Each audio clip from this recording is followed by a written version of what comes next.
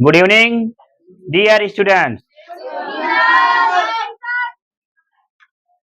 आज का हमारा टॉपिक है, लास्ट टॉपिक चल रहा है, जिसे हम कवर करने के बाद पूरे टेंस का नॉलेज कलेक्ट कर चुके होंगे और फिर से हम उसकी बारी बारी से पुनरावृत्ति करने के साथ यानी रिवीजन करने के साथ हम बाकी टेस्ट आपसे लिया करेंगे। ठीक है, एक टेंस का एक बार, एक टेंस का एक बार, एक टेंस का एक बार, यानी प्रेजेंट का एक बार, फ्यूचर का एक बार, पास्ट का एक बार।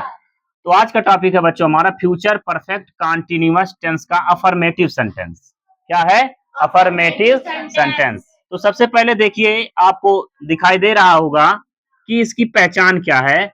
से रहा होगा, इसकी पहचान सबसे मूल्यवान चीज होती है किसी टेंस में, उसकी पहचान ज्ञात करना और सबसे पहले उस टेंस के हेल्पिंग वर्ब को जान लेना और क्रिया का कौन सा फॉर्म लगता है ये जान लेना। बस हेल्पिंग वर्ब, कौन सा फॉर्म लगता है वर्ब का और उसकी पहचान क्या है। अगर ये आप तीन चीज जानने में माहिर हो गए तो जान लीजिए कि ग्रामर आपके लिए हलवा है। अंडरस्टैंड? अब देखिए, से अब पहचान क्या है। से रहा होगा, ये क्यों आता है कि से रहा होगा क्या है। यहाँ सिंपल सा दे दिया जाता कि रहा होगा, इसलिए बच्चों क्योंकि यहाँ पे काम एक निश्चित समय से, एक निश्चित बिंदु से शुरू हो रहा होगा या शुरू होता है।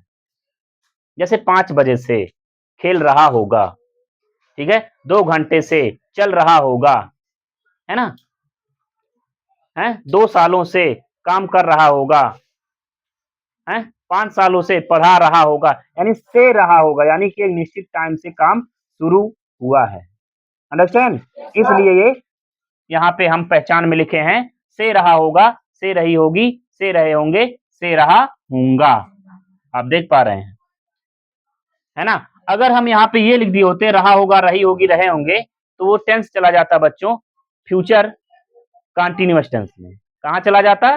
फ्यूचर कॉन्टिन्यूअस टेंस में, है कि नहीं बात। तो इससे आप क्या होते, कंफ्यूजन में होते कि सर पहचान तो सिमिलर लग रहा है, इसमें कोई भिन्नता दिख नहीं रही है, डिसिमिलरिटी दिख नहीं रही है, तो हम कंफ्यूज हैं। तो यहाँ पे से रहा होगा, यानी कि जान लीजिए वो तो फ्यूचर परफेक्ट कॉन्टिन्यूअस टेंस आ जाएगा। जैसे आता है प्रेजेंट परफेक्ट कॉन्टिन्यूअस टेंस, वैसे future perfect continuous tense. Understand? अगर यहाँ पर आ जाएगा पास्ट परफेक्ट कॉन्टिन्यूअस टेंस, है ना, तो उसका आप लोगों को पहचान तो क्लियर हो गया है, से रहा होगा, से रही होंगी। ठीक है, अब उसका देखिए स्ट्रक्चर क्या है। अफर्मेटिव सेंटेंस बनाने के लिए स्ट्रक्चर क्या है। इसमें दो चीजें बहुत मेन रोल प्ले करेंगी आपके साथ जब बनाएंगे। यहाँ पे होगा विल हैव, शैल हैव, ये हेल्पिंग वर्ब है। क्या है बच्चों?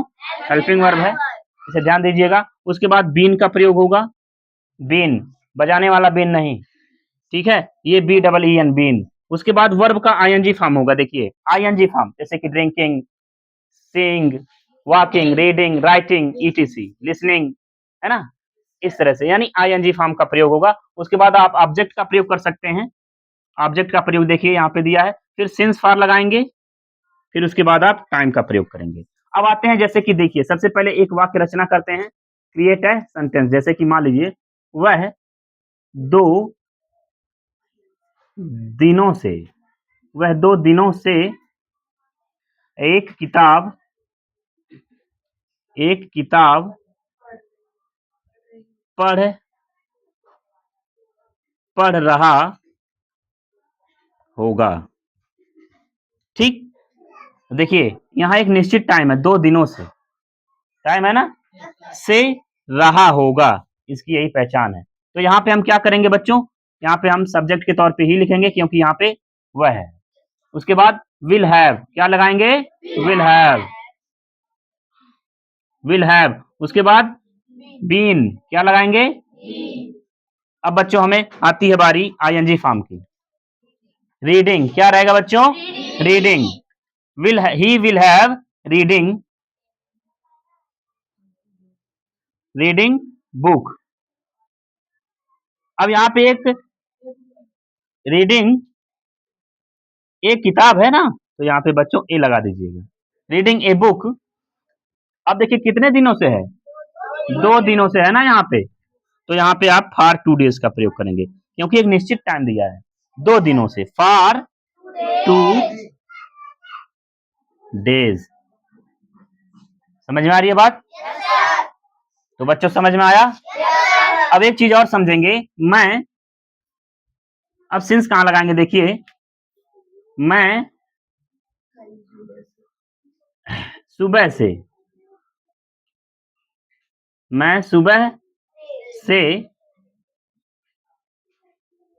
आपको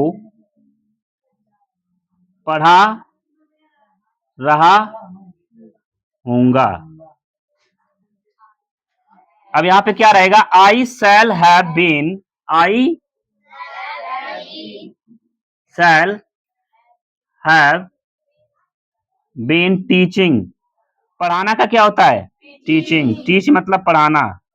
आई shall have been teaching you. अब देखिए एक पॉइंट ऑफ टाइम नहीं दिया, पॉइंट ऑफ टाइम दिया है, ड्यूरेशन ऑफ टाइम नहीं है, पॉइंट ऑफ टाइम, एक समय बिंदु है, सुबह से।